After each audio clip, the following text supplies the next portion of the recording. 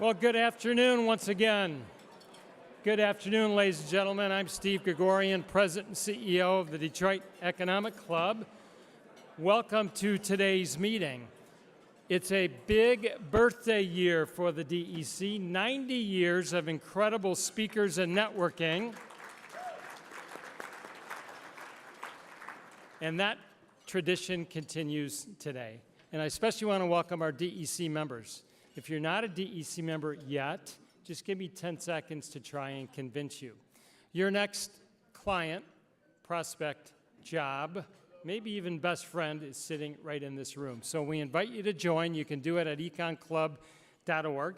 And if you want to sign up today, we'll give you a free event ticket you can use through June. And you can stop at our membership table after the program. Remember, invest in you and join today.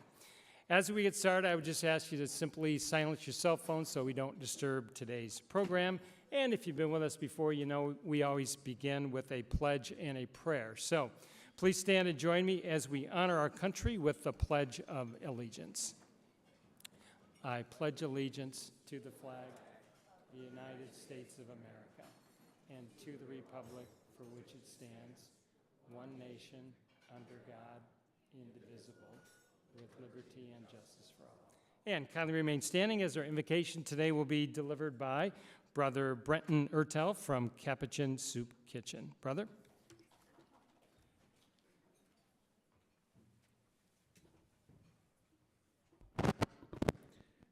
Thank you. Please join me in words of prayer. Almighty, ever-living God, every good gift is from you, and you equip us with skills and talents to strengthen the common good. May our conversations today challenge us to safeguard the transmission of information and protect the integrity of truth with which you have entrusted us. Grant us wisdom to speak the truth with love so we can build each other up. Bless Barbara and her work and her presentation today, and us as we offer her our attention. We give you thanks and praise, most merciful God. Amen. Thank you, brother. Thank you, brother. You may all be seated. A couple of welcomes and thank yous. I want to welcome our Secretary of State, Jocelyn Benson, who you'll see on stage shortly. Say hello to Secretary of State Benson. And a couple of quick thank yous to WJR, who's doing their focus show live from today's meeting, and you can pop over there after the program to take a look. And also thank you to a very valuable partner, Detroit Public TV, for live streaming today's event.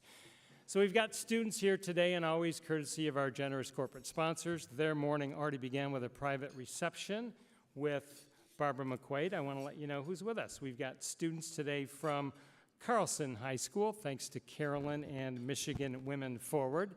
Students from Northville High School, thank you to Lori Lancaster and the Rush Group. Advanced Tech Academy, thanks to Todd and Jamie from MBC Business Loans. And an anonymous donor was kind enough to invite the Northwestern High School students today. So please join me in a round of applause as we welcome those students and thank their sponsors.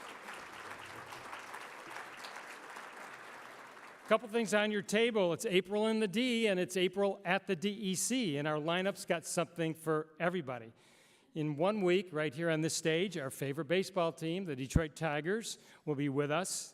I think that's next Tuesday or Wednesday. Also next week on May 2nd, CNN CEO of the Year T-Mobile will be again right here on this stage.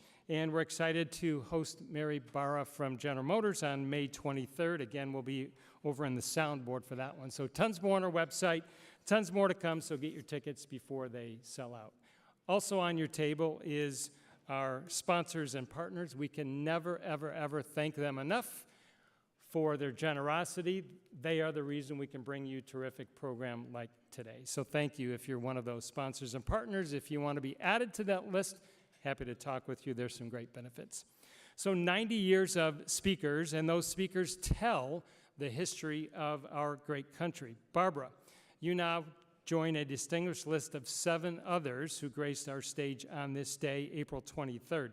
Here's a couple of quick highlights. 1945, think of the year, Austrian economist Friedrich Hayek delivered a speech called The Road to Serfdom, and it was based on his book titled the same, where he argued that fascism, Nazism, and state socialism had common roots in central economic planning and empowering the state over the individual. Kind of timely topic, again, even for today. 1990, Michael Boskin was the chair of the Council of Economic Advisors under President George H.W. Bush. He was at the DEC. And for you Tiger fans, in 2008, we were entertained by the wit and humor of then-manager Jim Leland. So today we're pleased to add you, Barbara. In fact, you were probably here for that one because I know you're a huge Tiger fan, but we're pleased to add you as our 8th speaker on this day in DEC history, so congratulations and thanks for being with us. We're also excited for Barbara's new book, the topic of today's meeting. It's called Attack from Within, and we'll do a book sale and signing after today's program. And we're also going to give away books to 3 lucky winners in the room today. So finally, we would like you to use your smartphone and be involved in the program today. Take tons of photos and share with your social media networks. Also, on your table is a QR code. You can submit a question for Barbara that we'll get to near the end of the conversation, and those conversations will make their way to our presiding officer who's about to be put to work. Carolyn Casson is President and CEO of Michigan Women Forward, an organization that is amazing at supporting women entrepreneurs. She's a DEC board member and a strong supporter of the DEC and me personally, thank you, Carolyn, and to so many good things in our city, region, and state. So ladies and gentlemen, please help me welcome Carolyn Casson.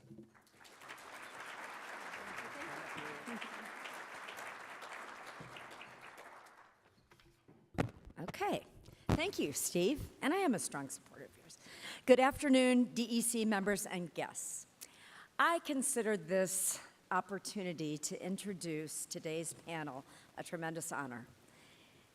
These are 2 of the smartest and most principled women I know. We are fortunate to have them here with us today, but also on the same date at the same time, because it was not so easy to get everybody together with book tours and running the Secretary of State's office. Barbara McQuade is our speaker, and she is a professor at the University of Michigan.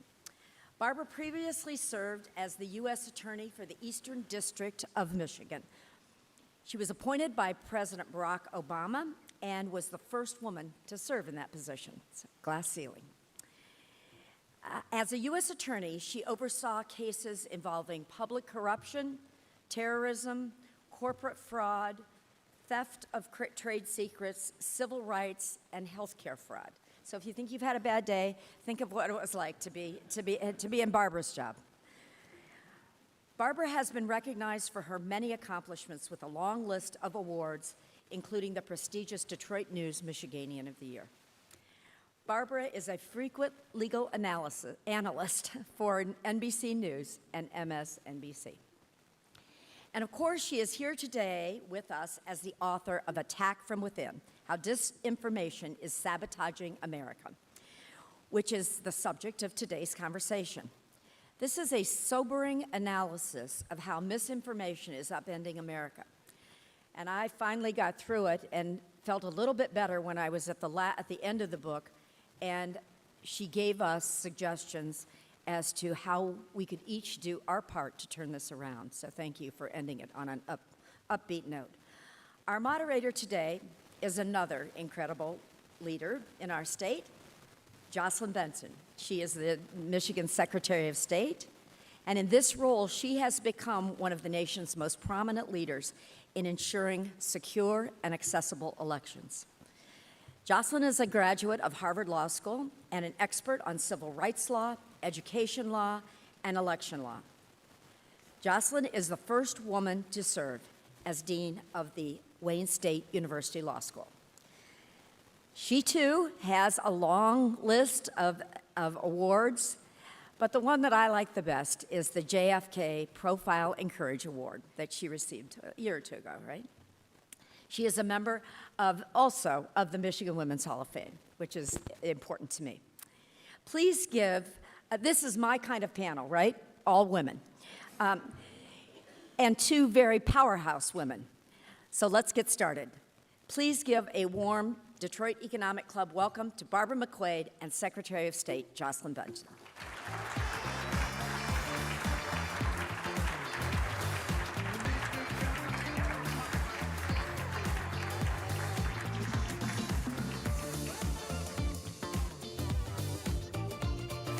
Stool's a little high for me. I don't know. We're good though. Ooh. Here we go. We good? Yeah? Well, here's a fun fact. I started my career as an investigative journalist. So you're in for a treat today, Barb. I worked for Nina Totenberg at NPR and a number of other places throughout the country and had wanted to go into journalism.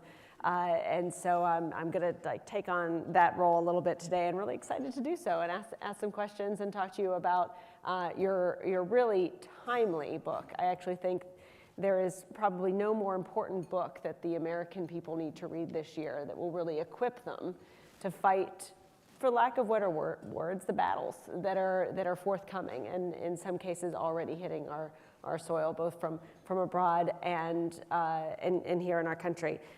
So I wanted to start by asking you, you've done so many extraordinary things with your career and life. What made you want to focus on this issue and write a book and all of the extraordinary amount of work that went into this in this moment? Why was it important to you to write about this right now? Well, first, let me say thank you, Jocelyn, and you can ask me anything you want. Bring it on. Thank you to Carolyn. Thank you to Steve for inviting me to be here. And thank you to all of you for being here today. I know that your time is scarce, and there are a lot of things you could be doing with your time right now. So I'm very honored that you're here and that I have a chance to talk to all of you, because I care deeply about this issue. I spent most of my career as a national security prosecutor. I started after 9/11 working on cases involving, it was Al-Qaeda and Hezbollah, and then it was ISIS. And then we saw the greatest threats to national security coming from Russia and China and cyber hacks. And now I teach at Michigan Law School, and I teach a course on national security. And one of the topics we cover is disinformation, because I believe that at this moment, disinformation is the greatest threat to our national security. And the reason I call the book Attack from Within is because I see the threat that is the most acute as the one that's coming from within our own country, our own people, who are using lies and manipulation and deceit and misleading claims to fool us into surrendering our own power. And so the goal with the book is to help identify the problem, to reveal the tactics. If we can name them and see them, then I think we can be less likely to be deceived by them.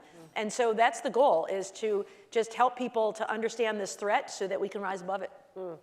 What's been the reception so far? You've been traveling around the country since this book dropped. Congratulations on having it be a New York Times bestseller as well in your first week of release. How have people received this message as you've gone everywhere from New York to Seattle to Philadelphia to Texas to Tucson? What's been the reception and how have people come up to you afterwards? What's been on their minds? So twofold.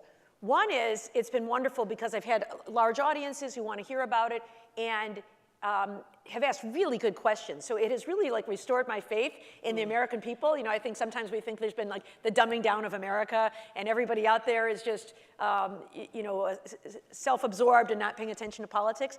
And in fact, quite the opposite. Lots of people come really engaged, really good questions, want to know what they can do to help promote democracy, and that's been really wonderful. But there's also been a real undercurrent of haters. I think people, what's your next book? I don't know if there's a next book in me, but if there's a next book, it is about the irony of writing a book on disinformation and having people attack you online using disinformation. It's been amazing. How do you respond to that? Do you break it down and say, this is why you've been misled? Or they're how do you respond when that happens? So two ways. Yeah. So a lot of it has been that, I am advocating for censorship or something like that, which if you read my book, you will see that anything but, right? It's absolutely not the case.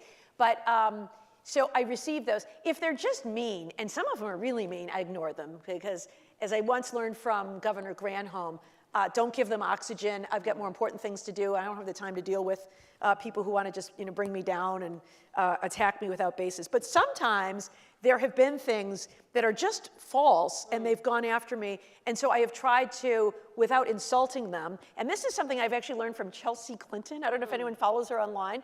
When people say mean things to her, she's like extra nice to them, but corrects the record. And so, there was clearly what was a concerted campaign when I said something on a television interview, that the right to a speedy trial belongs not just to a defendant, but also to the public. And man, I got a whole bunch of stuff saying, that's a lie, you call yourself a lawyer, and from some very legitimate people. So rather than trying to attack, I just tried to model good behavior.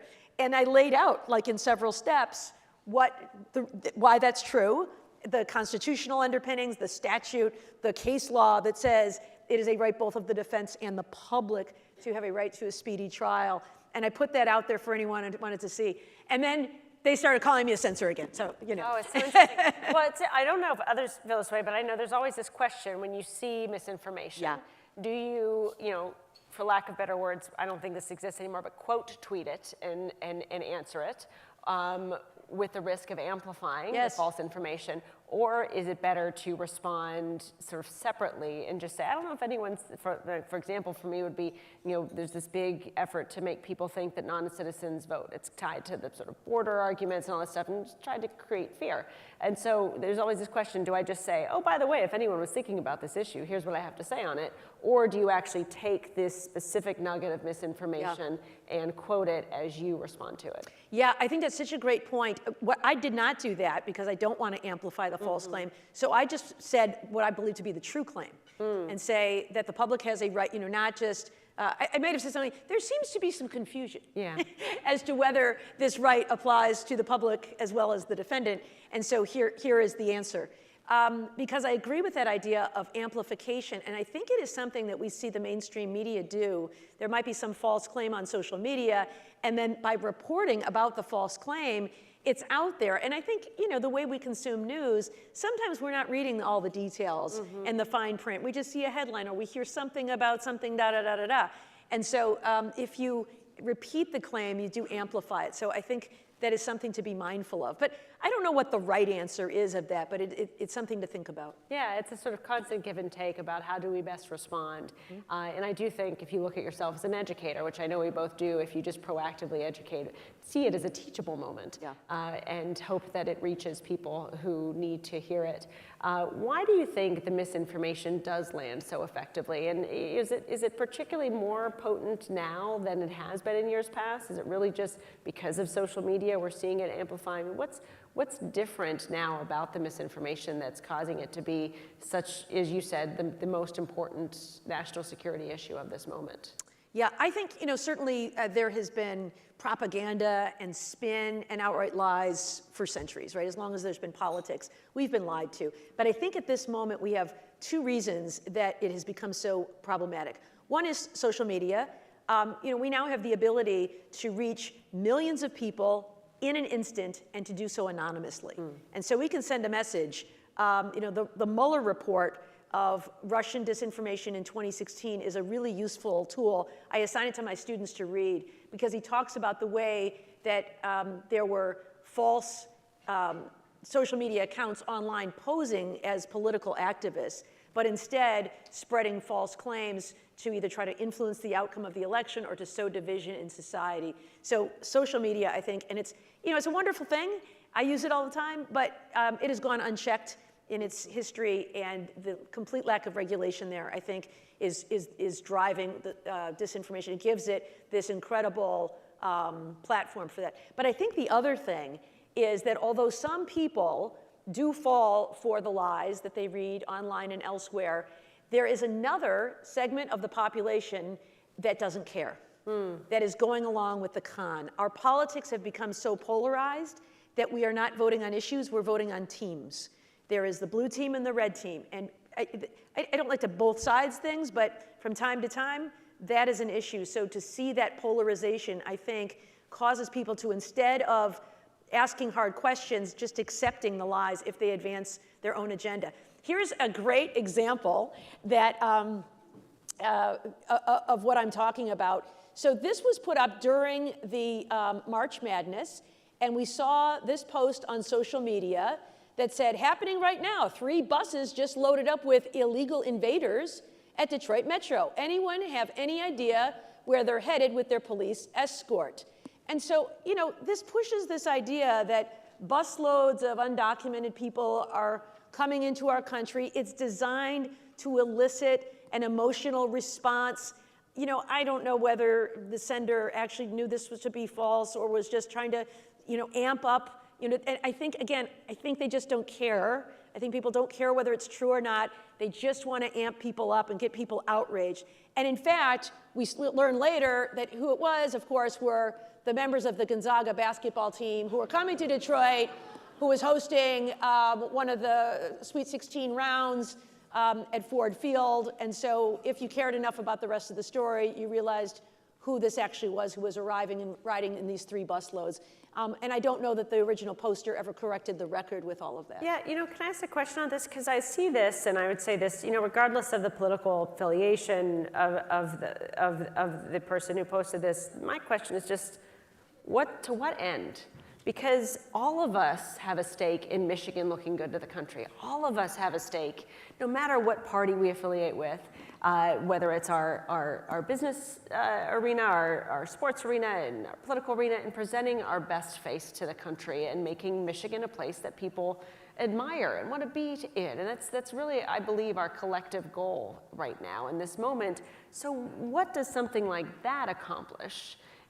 And what's the goal there behind that? So when Russia did it, I know that one of their goals was just sowing division in society, looking for all of the fault lines in society and then really pushing on those things. So whether it was guns, abortion, race, the LGBTQ community, immigration, whatever it is, pretending to be an advocate for one side or the other, and then saying outrageous things on behalf of that group so that others would say, oh my gosh, look at how outrageous these people are. Of course I can't agree with that thing. Leading up to the election, they had groups with names like Blacktivist, posing as a black political activist, or United Muslims of America, or Tennessee GOP, or Heart of Texas, posing as members all across the political spectrum, but then trying to say things that are very divisive in the end. If it was a Christian-based group, trying to say that, you know, a vote for Hillary is a vote for Lucifer, you know, things like that. Or the Blacktivist account posting, our community should send a message to Hillary that she's never done anything for us and we should stay home on election day. And so it was promoting this Russian agenda, getting just people mad at each other, because if we're mad at each other, then we are not focused on what's happening in the world. We are not focused on whether Russia is invading Ukraine or Crimea. We are not focusing on what's happening with NATO. We care more about what's happening here and fighting our own culture wars. Because if we're fighting each other, we're abandoning our role on the world stage. So that's, I think, what happens when it's Russia. But I think the focus about attack from within is, it is not serving the best interests of our country. It is trying to promote one team over another team. And regardless of your political affiliation, when the teams are just fighting each other, we are not united. We are not working to advance social progress within our own country. And so things like that, pushing out this idea of this irrational fear of immigrants, immigration is a huge problem, and we should focus on solving that problem. But it seems sometimes that politicians would rather fight about it because it's a wedge issue that can ramp up people on both sides of that equation. And so that disinformation is an effort to promote one team over another, which is not in the best interest of the people. Yeah, and it's also one of the great things to me about our state, our country, our democracy is this idea that people have power. And when we realize that power we have in any industry, we can start our own companies, we can create great art, we can elect individuals who reflect our values or run ourselves. I mean, there's so much we can do when we connect with our individual power and the power of our community. Yet at the same time, a lot of these tactics seem to be designed to make people feel like they don't have power, that they don't know something, that they're not smart, that they don't have any, or they see such misinformation and division, there's nothing they can do about it.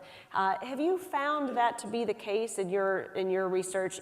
Are people feeling less and less powerful, or perhaps autonomous in sort of their own power as an individual or in a community as a result of the spread of misinformation? Yes, and in fact, the goal of disinformation in some sources is to just exhaust us, right? It doesn't matter if the information is even consistent within itself. If we become exhausted, then we become cynical and disengage. There's a great researcher named Peter Pomerantsev who researches Russian disinformation.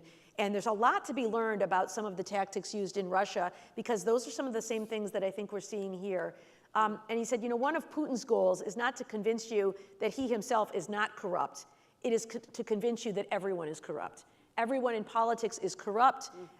It's all a bunch of lies. Truth is for suckers, or the naive. What really matters is your own prosperity.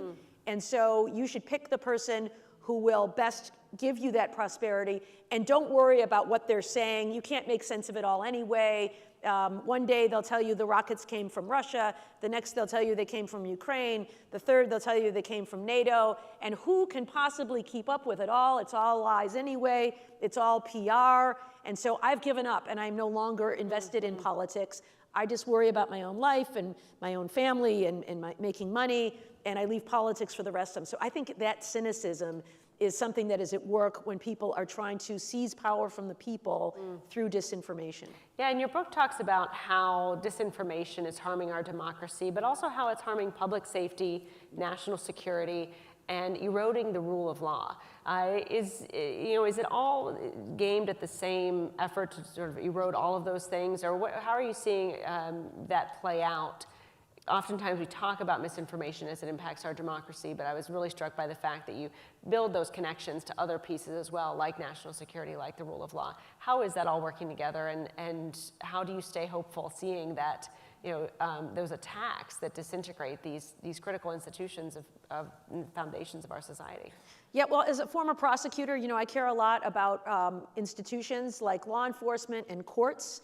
And I think they matter. We can disagree about all kinds of things, and I'm sure we do, on all kinds of important issues. But we resolve our disputes at the ballot box or in courts of law. And then we respect those decisions, and we regroup, and we decide if there's another way that we can fight this battle within the institutions that we have. But what I'm seeing now is people who are eroding our trust in those institutions so that they don't matter anymore. And so we hear people talking about law enforcement, whether it's defund the police or the FBI is a disgrace or falsely accusing them of planting evidence during a search. We hear people undermining our courts, whether it is accusing courts of engaging in election interference or undermining the Supreme Court based on their decisions. All of those things are eroding public trust in these institutions. And where it leads ultimately is threats against public officials. I know you've received your share. Threats to engage in vigilante violence, to take the law into one's own hands. I mean, this plot to kidnap Governor Gretchen Whitmer was an effort to commit a citizen's arrest and then put her on trial. Not by any court, but by a group of guys, right, who just didn't like what she was doing. The attack on the Capitol on January 6th was vigilante violence, people who didn't like the outcome of the election. And despite audits and lawsuits that all reaffirmed the results of that election, decided instead to take the law into their own hands and use brute force to try to prevent the certification of that election. That is incredibly alarming. The rule of law is designed to protect all of us, our property, our safety, our personhood, from others who would abuse their power, whether that's physical power, financial power, or political power. And so I really worry about where this goes if left unchecked. Knowing that, I have a question about what we can do, but I'm really struck by the incidents you mentioned, why there wasn't universal outrage. It feels like if there's something we could unite about as a country, it would be an attack on this sort of institution of power, Congress, and January 6th. Why have we not seen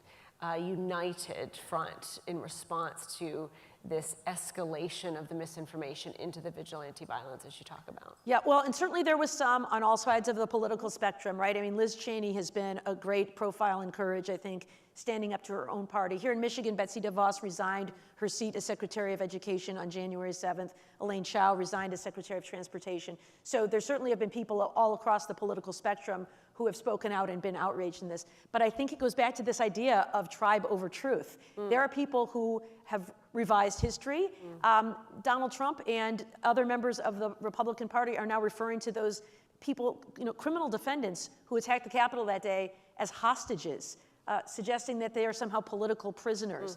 And I think there are plenty of people who know better, but they're willing to go along with the con because they see the ends as justifying the means. And maybe they really believe that their vision of America needs these steps to get there in a genuine way. But that is not the definition of democracy, your sideism. I mean, this is what I saw when we were fighting ISIS, an effort to create an Islamic state that was in the best interest of anybody, and the ends justified the means. Now, certainly their means were far more violent than anything we've seen yet in America, but this political violence in an effort to achieve this vision of America is not the vision of the founding fathers for our democracy. Yeah, it's not who we are. And in thinking also about what we all can do about that, because I do believe the solution to all problems plaguing our state and country can be found within our people and within leaders like those in this room. So I want to ask what we all can do about it. I know it's probably one of the questions you get asked more than any other. We hear all of this gloom and doom, and we want to be a part of turning the tide and reclaiming the truth. But I was also struck by the fact that when we look at institutions to fix things, particularly, let's say, social media companies, they don't have an incentive financially to do so. They make more money by selling ad space to misinformation or inflammatory rhetoric, as opposed to spending money trying to moderate forums. Or so it's a financial decision, if among perhaps other things, to allow misinformation to flourish or not police it. And so I don't know if we can look to profit-driven social media companies to be a part of the solution here, although they certainly, as someone who meets with them regularly on this topic, talk the talk quite well. We haven't seen them walk the walk. So in the absence of institutions perhaps leading the way, leading the charge, what can we, the people, do to turn the tide and reclaim truth in our democracy? Yeah, well, I'm pleased to say that the longest chapter of my book is the chapter on solutions, because it does have a lot of doom and gloom in describing the problem, but I do offer a number of solutions. And some of them come through government, but our government is one of, by, and for the people, and so we certainly can control it. I think we need to regulate social media in some ways. And this is where you often hear, and you hear this in politics all the time, something debaters refer to as the either-or fallacy, as if there are only two choices on every issue. So currently, social media companies enjoy immunity from legal liability based on a statute passed in 1996. And at the time, the idea was, let's foster innovation and growth and creativity, and it did, and it was great. But here we are almost 30 years later, and we've seen that it has grown to something kind of unrecognizable, and so maybe we need to do something about it. What started then as something that was great is sort of like growing a baby alligator in your bathtub, right? It's adorable right now, but 30 years later, it's a man-eating predator, and we need to do something different about how we maintain it. So I think there are a number of things we can do without running afoul of the First Amendment. That's one of the things you often hear is, this is censorship. Anything you do to regulate us, if you remove our immunity, you're engaging in censorship, and that's illegal. Well, again, you don't have to have an all-or-nothing solution. You don't have to completely remove all immunity from legal liability, because that's what allows them to host content, even some of which might be controversial. But I think there's some things we can do. You mentioned about how social media companies can control the algorithms that are on their sites. There was a whistleblower for Facebook, a data scientist named Frances Haugen, who testified about how Facebook was maximizing profits by pushing to the top, prioritizing to everyone's feeds, content that was designed to outrage us. purposely. Like they knew that if it got rated and scored based on how much outrage it was generating, because the more outraged we were, the more engaged we were, because we had to say, did you see this, Jocelyn? I got to send this to you. Can you believe these awful things? And we stayed on the platform longer, which meant more advertising revenue for Facebook. You know, why can't we regulate those algorithms, those computer programs that tell the messages how to prioritize? I think that's something that we could do. I think the other thing that we could do is regulate the way they scrape our private data. They know more about us than we know about ourselves because they scrape so much data. This company, Cambridge Analytica, which was a political consulting company founded by Steve Bannon, said if I can get answers to 17 different data points, I can predict with 94% certainty how you're going to vote in an election. But you know, there's a reason we get all this stuff on social media that is very targeted towards us. Lately, I've been getting a lot of ads to buy Detroit Tigers baseball caps. How did they know? They know me. They know me only so well. And why can't we regulate the way they collect our data? You know, right now we opt in, but it's sort of like if you sign up for the service, you have to agree to everything, including this permission to take all of our data and sell it to data brokers who sell it to private companies, who sell it to political consultants, and then they can micro-target us and send messages only for our eyes that they know will resonate with us and manipulate us. So I think we can regulate the way they collect this private data. And then finally, bots. You know, bots are these AI-generated fake accounts online. They have names like Patriot Girl and Red, White, and Blue Grandma. You know, they all look like they're great, these great people. But in fact, they're just computer-generated accounts that are programmed to argue with you. You know, they're looking for certain keywords, and then they'll pick a fight with you. Or they're amplifying the false content so that more people see it, and it looks more popular than it really is. So I think that's one category of things we can do. I think we can also address the problem from the other side by improving our own resilience through better media literacy. Teaching kids in school, I know we got a bunch of high school kids here today, learning media literacy, teaching adults through all kinds of lifelong learning forums, faith communities, Rotary clubs, all kinds of places, because I think that if we know what we're looking for, we are less likely to be susceptible to some of these lies. And then the last thing I think all of us can do is not to pile on and join in the tribal mentality, right? To demand answers to questions, to form independent thoughts about each issue instead of just aligning reflexively with a tribe and, you know, thinking of it as an us versus them, remembering that we're all in this together. Yeah, it's interesting. I think as individuals, we can become critical consumers of information and encourage others to do the same and really be the most potent force pushing back on these institutional failures and also sort of bad actors that are flooding and taking advantage of those institutional failures to create these the misinformation that results in the division and the divides that we see today. One of the things I'm trying to do as well this year is just to say that, okay, this is what's happening. They want you to be afraid. This is what's happening. They're sowing seeds of doubt so that if they don't like election results, they can overturn them. And there's a lot of power in just saying, like, this is what's really going on here behind the scenes, because we're trained to trust things perhaps that we shouldn't trust. And so identifying who are the trusted sources of information and then becoming critical consumers of the less trustworthy sources, I think gives us all individuals power to navigate through these challenging times. Do you see things diminishing after the election cycle? Is this going to be an inflection point, or do you see on the other side of this, perhaps, you know, a year from now, will things be diminished, or is this just going to be the new normal? I think it depends a lot on the outcome of this election, which is why I'm grateful to you for doing this kind of pre-bunking effort of letting voters know that there is disinformation that's going to be coming. It'll be designed, some of it just to dampen turnout, some of it will be designed to push you toward particular candidates, and some of it will be designed just to undermine confidence in the outcome. And so if you know that, and you're prepared for it, I think we can build some resilience on that. I think artificial intelligence is going to make it even worse, right? There was a series of robocalls purporting to be Joe Biden telling people to stay home from the polls in the New Hampshire primary. So if we're aware of those tricks, I think we're less likely to fall prey to them. I also try to point people to sources of good information, like your Secretary of State's website, or the League of Women Voters is a great nonpartisan source for accurate information about voting so that people are not led astray and waste their vote or think their polling place is closed or some other disinformation scheme, they know where to go for that accurate information in advance. Maybe you've got some tips on that. Vote411.org is the League of Women Voters site. Ours is michigan.gov/vote. And in addition to that, I think there's lots of other PolitiFact and other places out there you can go for information. I think probably the reflex we need to build, and I've caught myself a few times here too, is just when you see something that seems inflammatory or even just seems a little new, multi-source it. Find different sources, reaffirm it, go to some official sources of information. We're working to train faith leaders and business leaders and community leaders. Perhaps some of you can be a part of this effort in voter confidence councils around the state to be those people that others can turn to and say, did you see this? In which response you can say, yeah, check here and make sure it's true.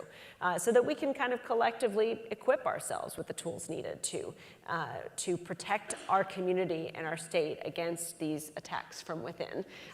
With that, I want to bring up Carolyn Casson, who has, I think, some questions, some additional questions, as well as some audience questions you want to provide. Thank you. That was great. Well, everybody really wants you to talk about the Trump trial, but so if you have anything to say about it, you know, in a very short period of time. Anything about that you want to say about the Trump? Well, I've missed what's going on today, but I do know they had a hearing on the gag order.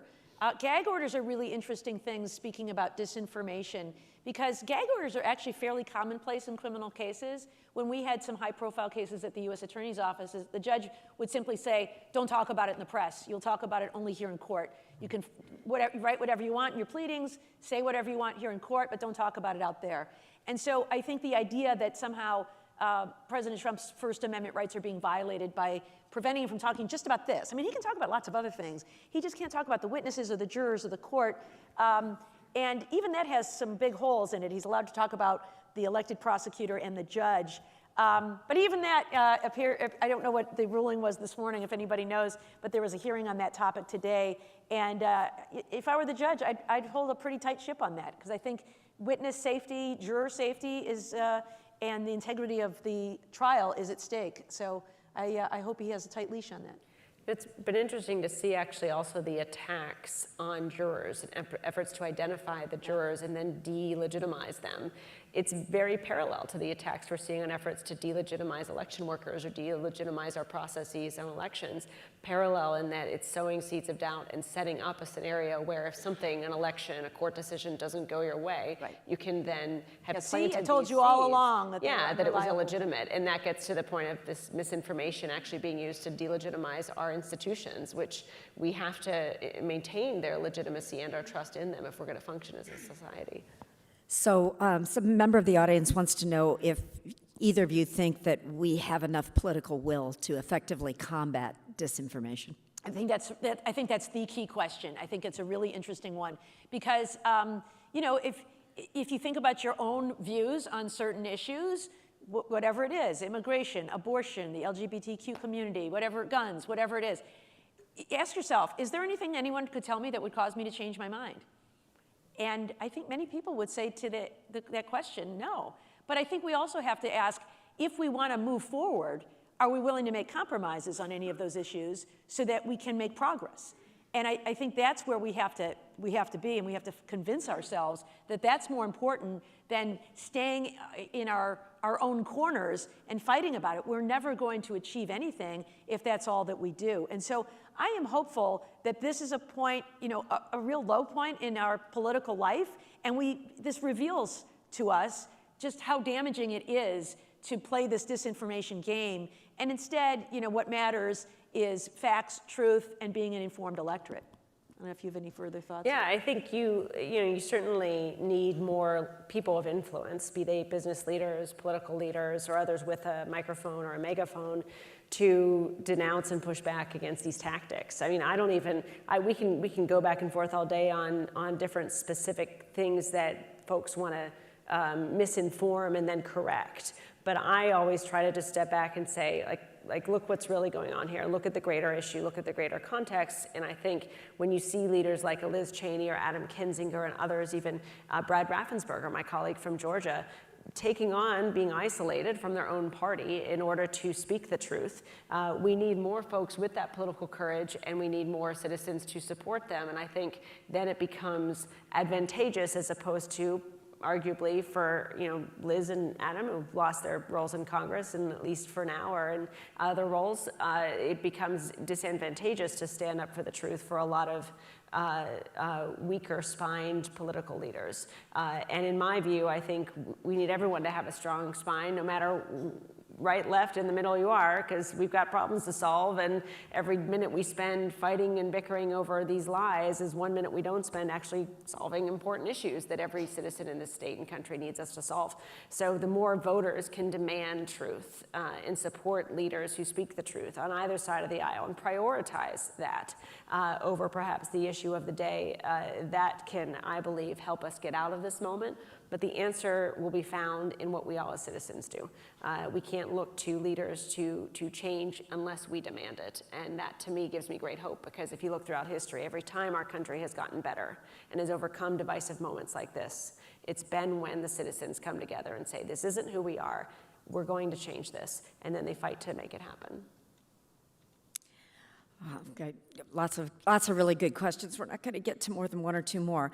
How worried are you about Russia in this upcoming election and the disinformation that they impact the U.S. election? Oh, very. I think Russia is very active. Their goal is to divide us against each other, to pit people against each other, to get us distracted so that they can continue to fulfill what is Putin's vision, which is reuniting the former Soviet republics under Mother Russia. And fighting the war against Ukraine is the first step in that. So I'm very worried. I think we are already seeing some of those things. The Biden administration just sanctioned 2 groups. One of them is one that a disinformation agency in the EU has dubbed Doppelganger. And Doppelganger has been doing a lot of things in the United States, especially relating to Ukraine, undermining Vladimir Zelensky, saying, and even pushing disinformation in Ukraine, saying things like, Ukrainians, we will fight to the death, to the last Ukrainian. And Ukrainian mothers are thinking, I don't know about that. Is that really what we want to do? So it's really interesting the way these things form. But for sure, we're going to see it in the United States. And one of the concerns I have, we've heard from some Republican members of Congress calling out their own colleagues in Congress for repeating Russian talking points. It's a weird alliance that there are some in the far right who admire Vladimir Putin and his agenda. I think some of it is because he is very traditional values-based. It is very anti-LGBTQ. And so there are some who admire the strong authoritarian system, a strong hierarchy, a strong leadership. And as a result of that, I think they've really lost their way in terms of whose side Russia is on. So I do worry about those tactics coming out probably in elections as well. Yeah, I mean, this election in 2024, Russia will have a greater incentive than ever before to interfere with our elections and our democracy, and they'll do so through misinformation. But the reason is that Putin's goal is, as you just laid out, to reunite Russia, starting with Ukraine, and his success in Ukraine will directly be affected by who is the leader of the free world, who's the president of the United States in January of 2025. So it's almost like a military tactic of his, and we should expect it and see it as such, to interfere with our elections or try to sway our electorate one way or the other, because it will help him win his own war on his own territory. And so I'm deeply concerned because we've not faced that type of international global threat. All right, and 2 words each, you get 2 or 3 words each. How would you describe the one thing that everybody here today can go home and do to take against online disinformation? What's just one thing everybody can do? Truth over tribe. Yeah. Ditto. How about that? I love it. That's great. All right, I have a lightning round. We like to do some quick 1 or 2 word answers. Something on your bucket list, Barbara? Oh, this is easy because I just did one. Traveling to every Major League Baseball park. I've been to 41, And you might ask, 41, but there are only 30 teams, McQuade. That's some disinformation right there.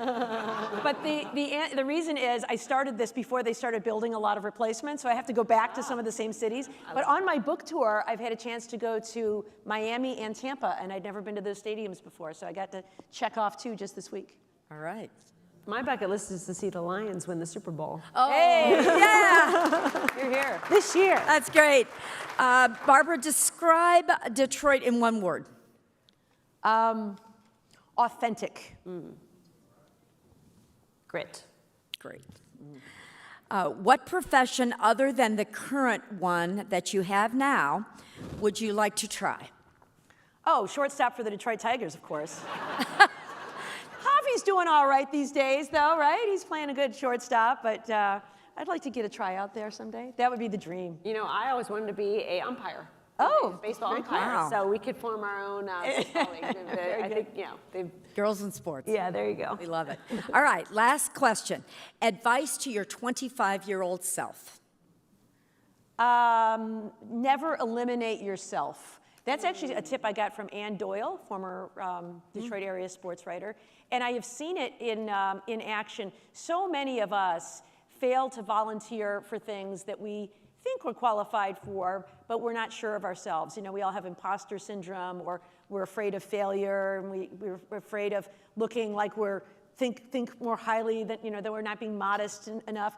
I see this especially among women. When I was in the U.S. Attorney's Office and people would apply for promotions, people who are highly qualified would hang back and not put themselves out there.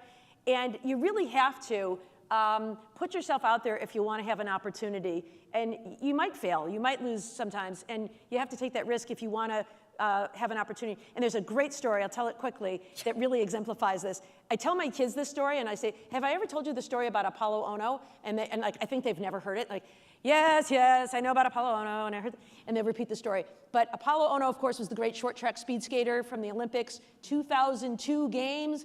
He's playing again, he's competing against a great skater from South Korea. And which of these 2 men are going to win the gold medal in the short track speed skating event? And off they go. And you know, they're talking about the rest of the field. And there's one guy who starts lagging behind. And he's the short track speed skater from Australia. I think his name's Stephen Bradbury.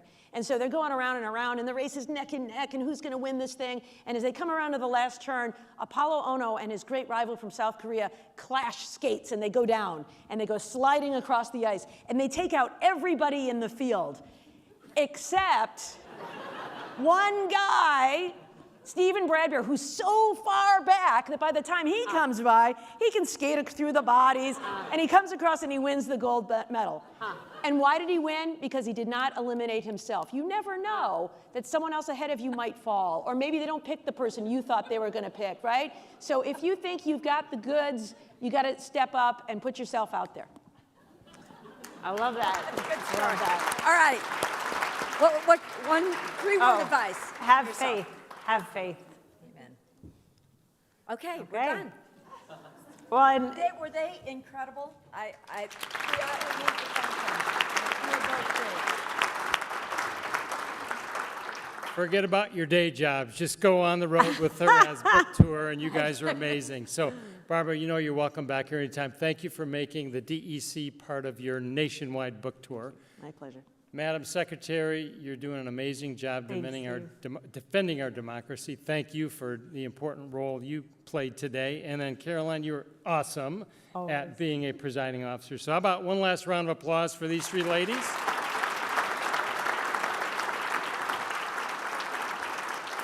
All right, let's talk about how you can get a copy of Attack from Within. So Barbara's going to stay and sign the book. You can purchase it way in the back on your way out, and you can get those signed out in the lobby. So purchase them first here, sign them out in the lobby, but first we're going to give away 3 books to some lucky winners. So if we, Amy, ready to go? She's got everybody's name loaded into the wheel of names, and we're going to spin it for 3 winners. If it's you, we want you to cheer wildly. Hey! Good job. All right, here we go, a second time. David, you're going to see Joni on the way out. She's got a book for you at registration. Yep. All right. Hey. That's Flood. Todd. All right. Must be present to win. He didn't no. pop up. Snuck out. All right.